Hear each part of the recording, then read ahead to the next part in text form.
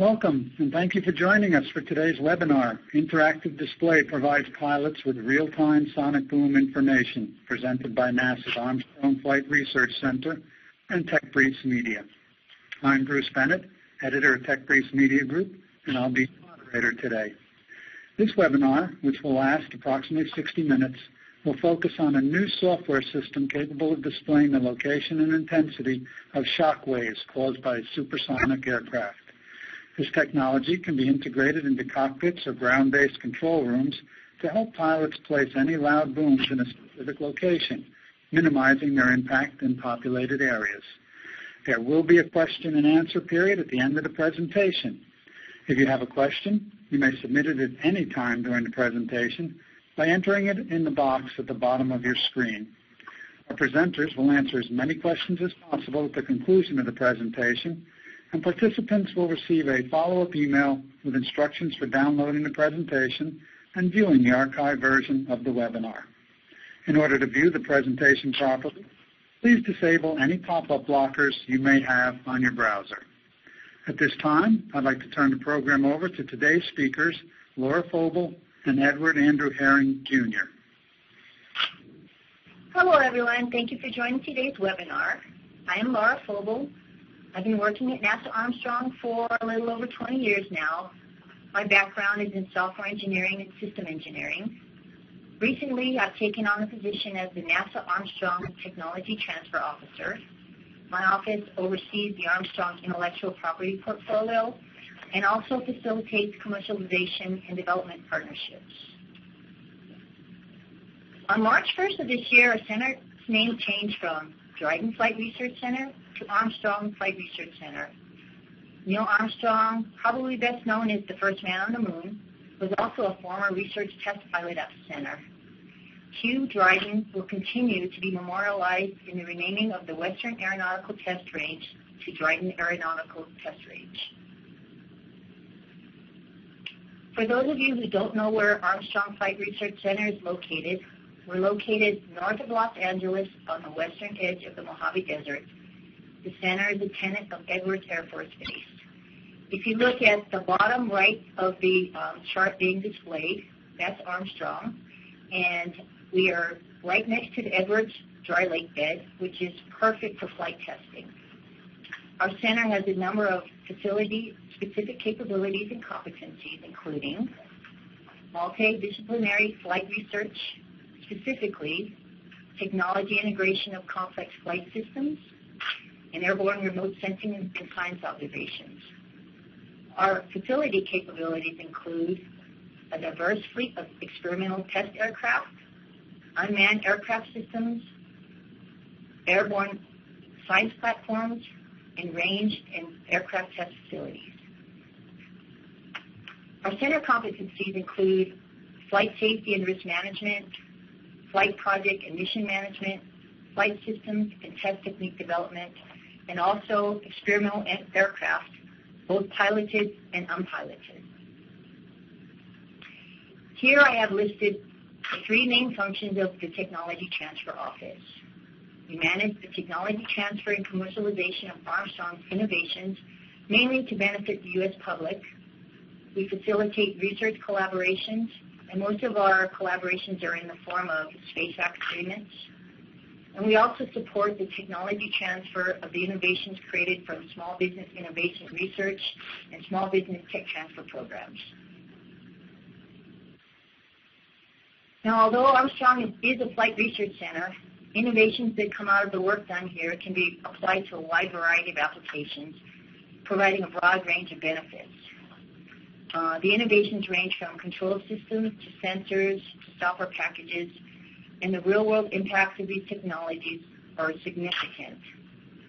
To cite a few examples, we're working to advance performance and efficiencies of various aircraft, improve flight and pilot safety, reduce noise pollution, help fight forest fires, and also enhance security monitoring. Now here's one specific example of the type of partnership NASA Armstrong is seeking. In our Lowe's lab, we have a team of engineers that developed a novel approach to using fiber optics to provide real-time strain measurements.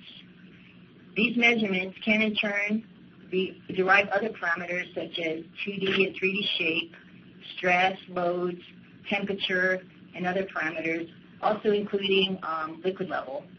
And all of these measurements can be taken alone or in combination. Armstrong partnered with a company called 40SP to develop the hardware for NASA's fiber optic sensing system.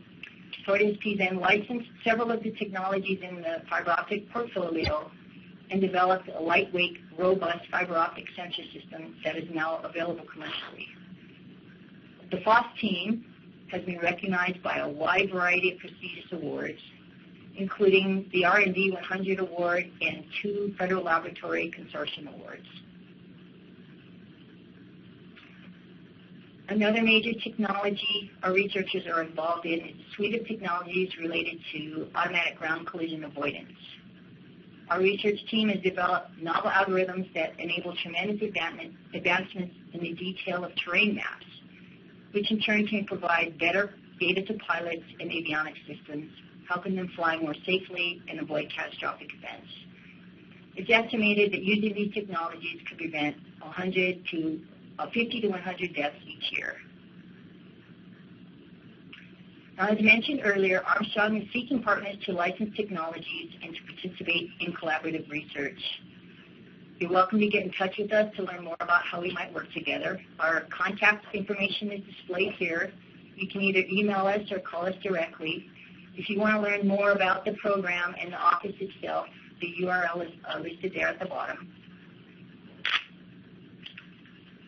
Now, I'd like to introduce Ed Haering.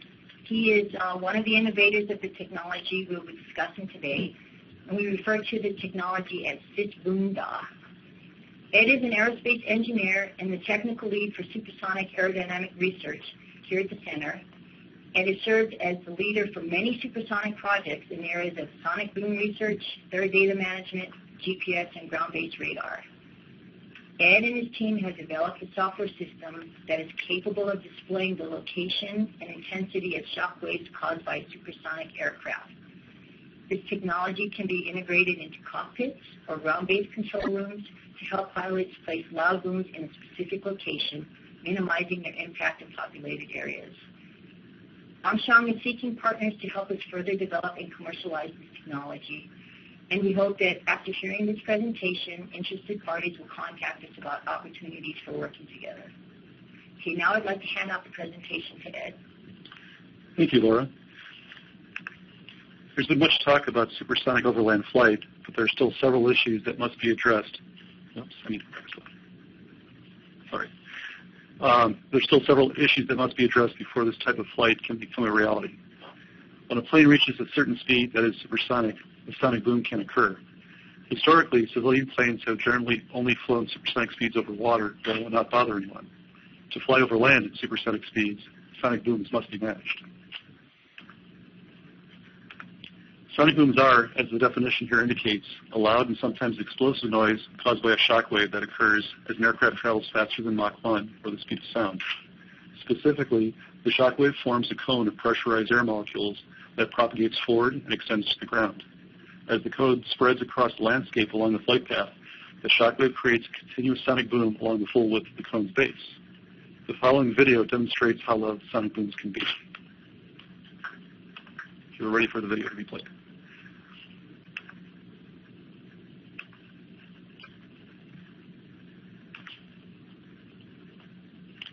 There's a variety of variables that impact whether a sonic boom will be generated, how loud it will be, and where it will land.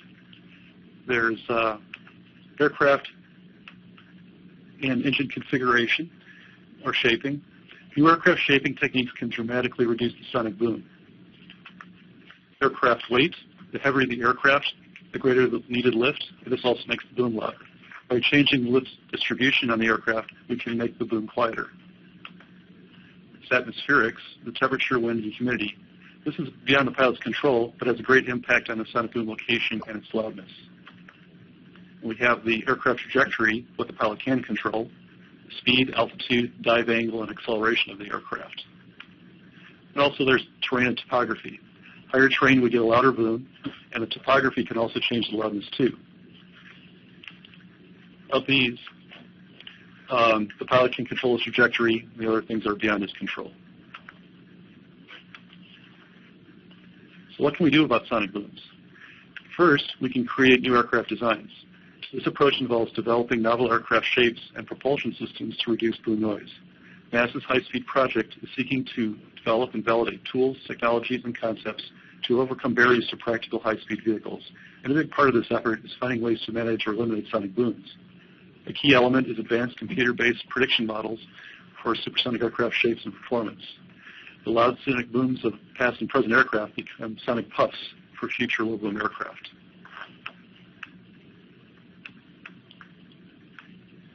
We can also fly in the Mach cutoff zone. This approach involves using the atmospheric refraction to our advantage by flying slow enough the sonic boom never reaches the ground. Sounds ranging from rumbles to nothing at all would be heard on the ground. At least one company is using this effect in their plans for a supersonic civil aircraft. We can also take steps to try and understand acceptable levels of sounds to people on the ground. Research has been conducted to quantify sonic boom levels that are acceptable to the residential community, not harmful to the environment or wildlife, and do not adversely affect buildings or other man-made structures. NASA is gathering the loudness and human response data, and other government agencies, such as the FAA, will decide the acceptable levels to the public.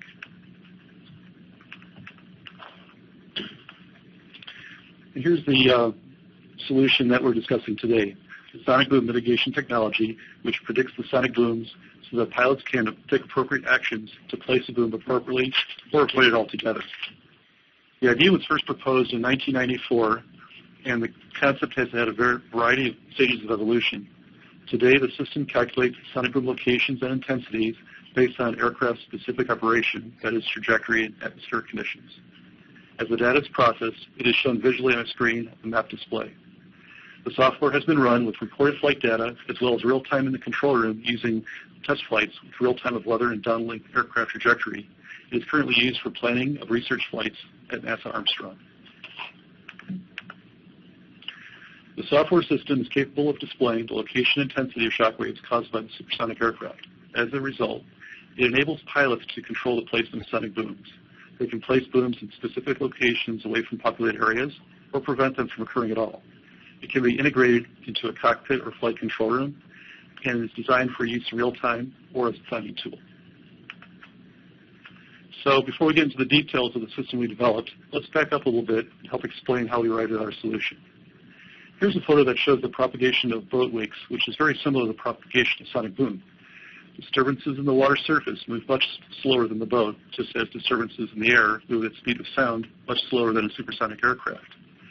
The boat makes a V-shaped wake, while an aircraft makes a cone-shaped disturbance behind itself. The disturbances move forward and hit all along the shoreline, and the supersonic aircraft will boom all the land below into the side of the aircraft, not just where it first goes through Mach 1 or the speed of sound. There's a common misconception. There's only one sonic boom when the sound barrier is broken. Although only one set of booms is heard on the ground by the observer, all the observers along the path may hear the boom, much as a motorboat can be seen continuously behind a speeding boat in the water. In the case of the aircraft, the wake is a three-dimensional cone instead of a two-dimensional V. The length of the aircraft, its volume, and weight will dictate the size of the sonic boom. On current loud supersonic aircraft, human ear only hears two large boom-boom sounds. New low-boom aircraft, supersonic aircraft designs break these two large booms into smaller puffs that are more acceptable. The total disturbance through the air remains the same, but we can make the sound dramatically quieter. The video next shows the boom carpet of these aircraft. For an aircraft flying at an altitude of 50,000 feet, the sonic boom carpet width is about 50 miles wide. So we're ready to play the video.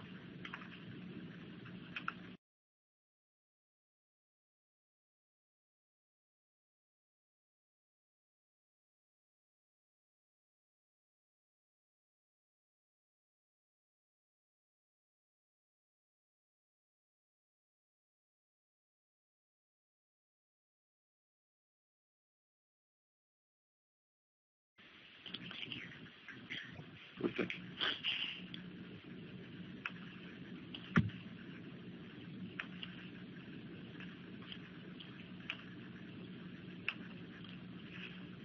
Okay, Here we have a supersonic aircraft flying from left to right. Its shockwaves go behind the aircraft, forming what's called the Mach cone, depicted in red. The direction that these shockwaves propagate is perpendicular to the Mach cone. We call this propagation the ray cone, depicted in green. The red cone is like the photo of the boat wake, and it moves in the direction of the green arrows. The shockwave generated from the current aircraft location propagate along the ray cone and develop a footprint depicted in blue. They do not hit the ground for 1 or 2 minutes, although this can vary based on how fast and how high the aircraft is flying. The blue curves are what is shown in the cockpit display. The ray cone is the part that can be controlled by the pilot. The Mach cone was generated from the previous aircraft trajectory, and that's a done deal. These cones are affected by several factors, the first being the Mach number, or speed. Let's start by looking at cones where the aircraft is just faster than the speed of sound. Okay, so here we have Mach 1.05, and you can see that the green ray cones go very far forward. It takes quite a while to get there. And then as we accelerate to Mach 1.1, it starts to move back as the Mach number gets larger. And we're going to accelerate to Mach 1.8 here, one step at a time. And the green line moves farther back. And now we're at the cruise condition.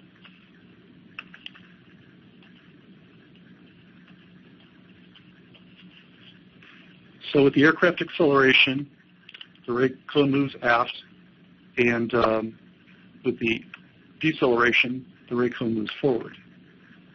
So that's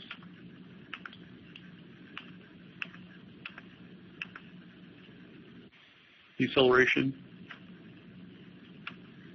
acceleration. A bit of a lag here on the computer. Okay. Unfortunately, there are other complications to computing where the booms go. The graphic is only valid for an isothermal atmosphere with no winds, which of course never happens. So now here's an image that shows what the current display looks like in a NASA control room. The different colors denote different sonic boom pressure levels. Blues are quieter than yellows, and reds are the loudest. We will now show you a demonstration of real flight data as run through the system and displayed in the control room. You'll notice as the flight starts, the aircraft speed is below Mach cutoff, and the pressure waves do not reach the ground. The furthest lines show up first on the display, and then move backward as the aircraft accelerates, then pile up into a focus sonic boom, and move forward again as the acceleration stops. The video will be played at triple real-time speed. Each curve is a ray cone intersection with the ground from a given aircraft location, and it's plotted every 3 seconds of real time. So please go ahead and play the video.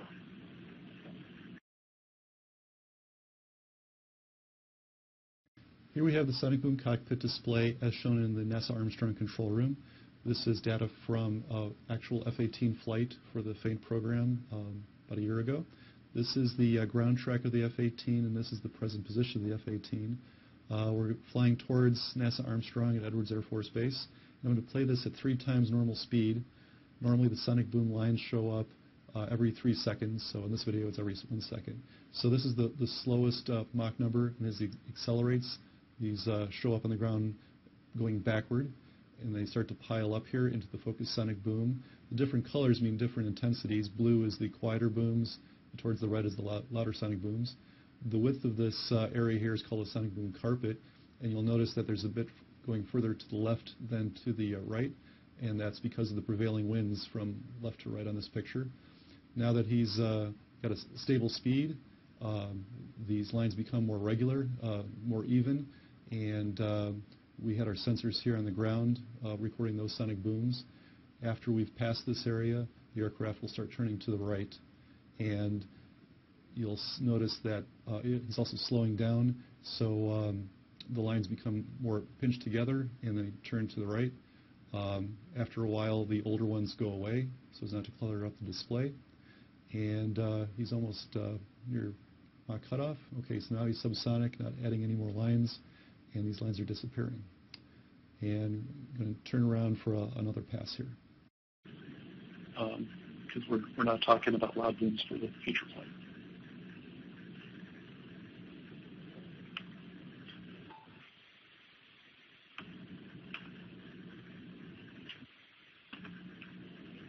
Okay, this diagram represents the current system. Inputs of flight data, weather, and atmospheric data are fed into the system. This BOOM-DA stands for Cockpit Interactive Sonic Boom Display Avionics. This BOOM-DA produces tabular data of sonic boom locations and intensities that can be plotted in a variety of ways, some of which we've shown earlier. Currently, this output is being fed into the NASA control room system and displayed there. It facilitates flight planning, analyzing plane trajectory and weather data to determine sonic boom impact locations and intensities. Also, is a real-time display viewing current and past sonic boom locations, depicting the boom carpet during flight.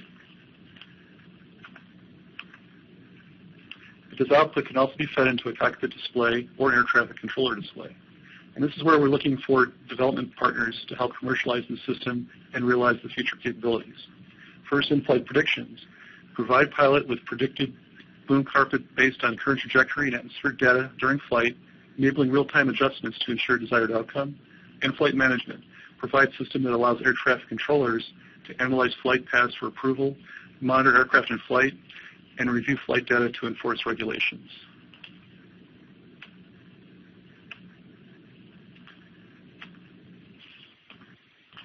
NASA's high-speed project's goal is to develop and validate tools, technologies, and concepts to overcome barriers to practical high-speed vehicles. Boom prediction and plan placement will be a key component of this effort.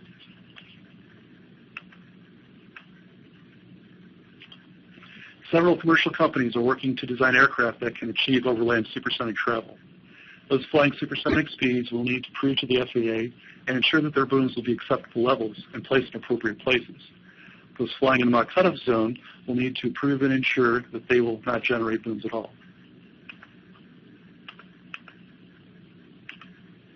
Air traffic controllers will need this type of system to approve flight plans, monitor aircraft in flight, and review flight data to enforce regulations. The technology could be used to intelligently route supersonic aircraft and limit acoustic signatures to acceptable levels. A recent market study conservatively predicted the sale of supersonic aircraft to be between 300 and 500 vehicles over the next 10 years. A vendor we have worked with provided information that their aircraft will sell for approximately $80 million, likely to be similar for many similar aircraft. They have already received 50 orders with $250,000 deposit for each order. Our prediction is that sonic boom display component will be at about 1/8 of 1% of the aircraft cost, or about $100,000. If you multiply that times all the expected sales in the next 10 years, the sales of the system could be between $30 and $50 million. Add that similar cost per unit for outfitting air traffic control stations with sonic boom displays, and the market could be between $50 and $100 million.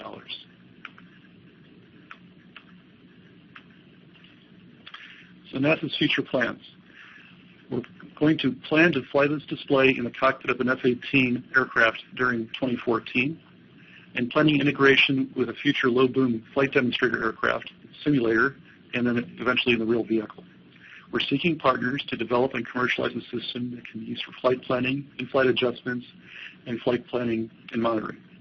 We have SysBoom.DA software that produces tabular data that can be applied in a variety of ways. We're seeking licensees to partner to find the best way to display the data to the pilot air traffic controller.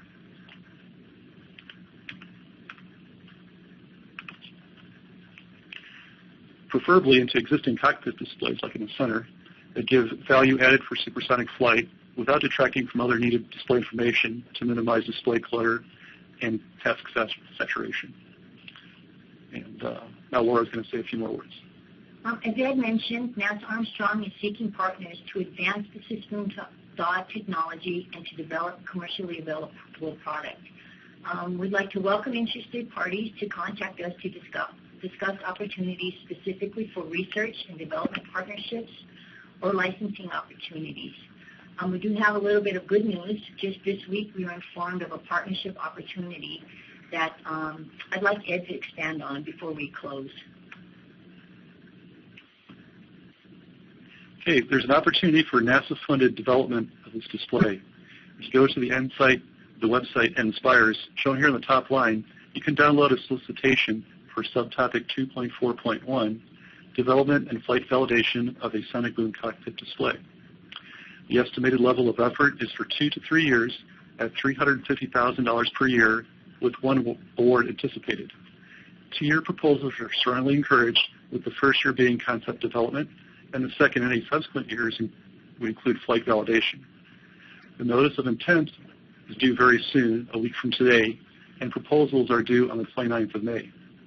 Procurement regulations prohibit me from discussing the solicitation further while proposals are pending, but please download and read the solicitation for further details.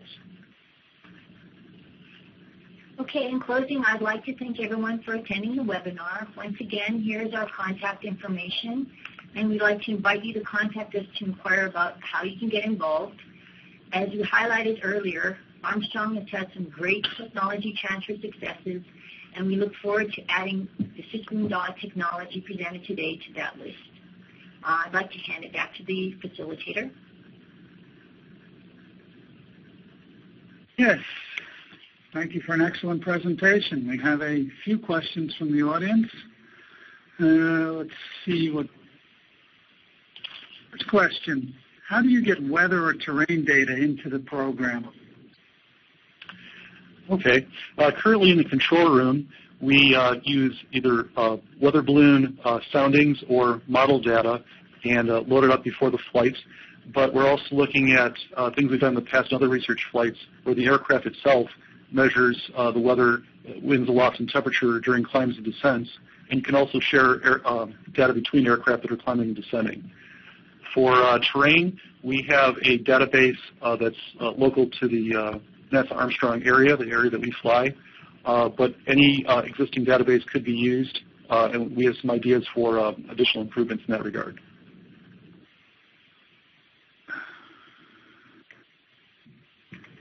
Development, what programming language was used?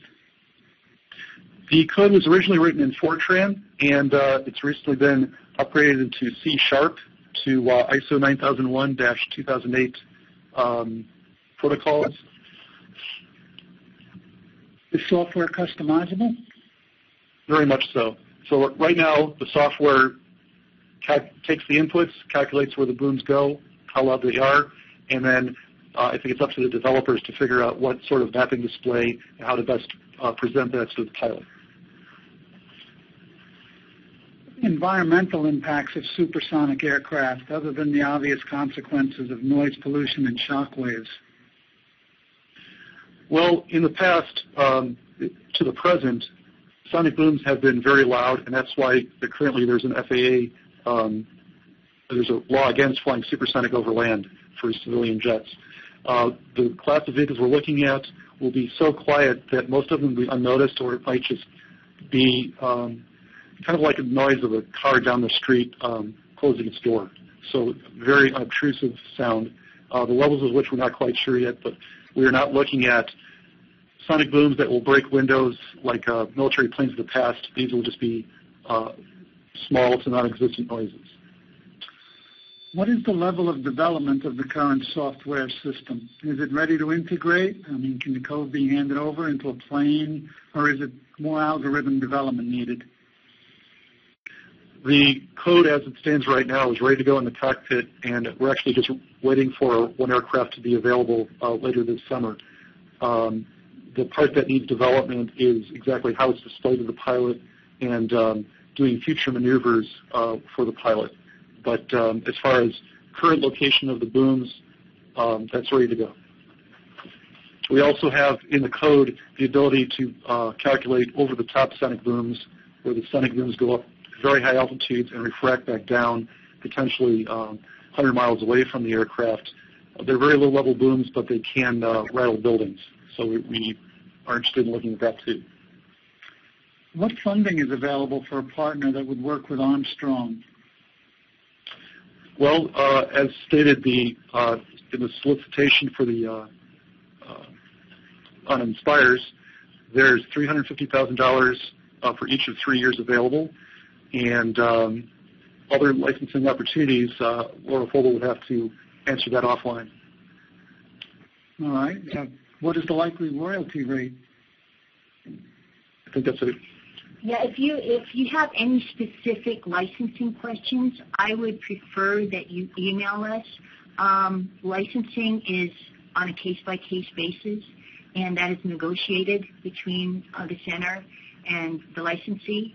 So I can't go into any specific questions about royalties right now because that is something that's negotiated. What's the effect of wing shape on sonic boom?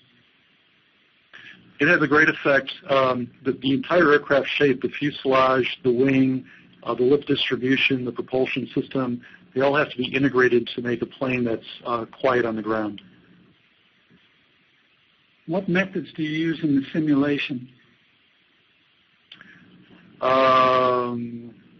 kind of a broad topic, but we have the system dot in our F-18 simulator, and when we're preparing for a research mission, we have our pilots fly the mission, and we tailor the maneuver to get the desired booms on the ground that we're looking for. We've done tests where we're looking at the sonic boom focus, the edge of carpet effects. We also apply low-level sonic booms to human subjects, and they give us their take on it, if it was loud or not, or annoying or not. Does the algorithm need further validation against non-Edwards weather conditions? The basis for SysBoom.da comes from a program called PC Boom developed out of Wyle Labs, and that's had extensive development and validation in a desert-type environment. But yes, we would like to validate that in other environments, especially areas that have high humidity. The higher the humidity, the sharper the crack of a sonic boom. Will there be elevation requirements on approach or cutoff of cuff capability where below sonic booms are not allowed below altitude? I think that's up to the FAA to decide how they're going to legislate the levels. I think they're going to legislate to how loud the noise is, not really where the booms go. Well, I'm afraid that's all the time we have. I'd like to thank our two experts for giving us such an informative presentation, and I'd like to thank today's attendees for participating. That concludes today's webinar sponsored by NASA and TechBriefs Media. However, the complete webinar will be available on demand for the next 12 months at www.techbriefs.com.